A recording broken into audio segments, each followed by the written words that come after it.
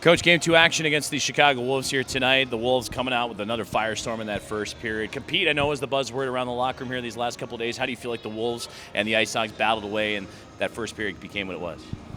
Well, I mean, they pressured us. We were on our heels again. And I think we had a lot of penalties, if I remember correctly. That kind of, I think, wore us down a little bit. So. What do you think attributed to having them push as hard as they did? Was it the IceHogs just not matching that intensity, or were the Wolves just on that other level trying to basically push this series to where it is right now? They're a good team. They were coming out hard. Arvid Soderblom able to hold down the fort. I know you've praised his efforts all season long, but it looked like he was getting a little bit tired there towards the end of that first period. What did you make of his performance and trying to keep this team out in front of him? It was good. Just real quick, what can be done tomorrow to kind of sustain more offensive pressure at 5-on-5? I mean, I think it's just a matter of hanging on to some pucks, being strong on pucks, and being ready for contact and knowing that it's coming.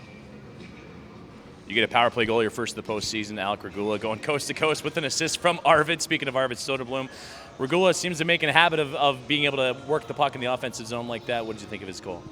It was nice. I mean, he's got that ability. We've seen it before, and I thought obviously it was a little bit of spark for us there, and unfortunately we couldn't use it more.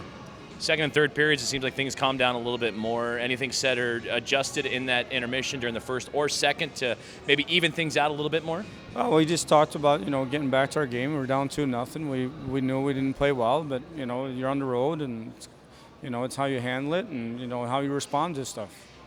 What was said in the locker room to you and the players, or maybe even the players themselves, now going into Game 3 tomorrow?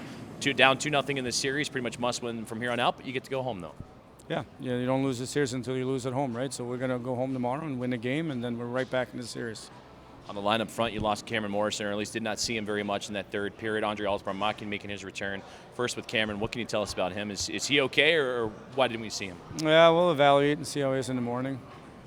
I knew Andre was going to come out with a bit of a spark, certainly did so. Took a penalty early in the game, but how big was it to have a guy that's pretty creative on offense join the likes of Michael Tepley and Lucas Reichel? Yeah, it was good to have him back in the lineup.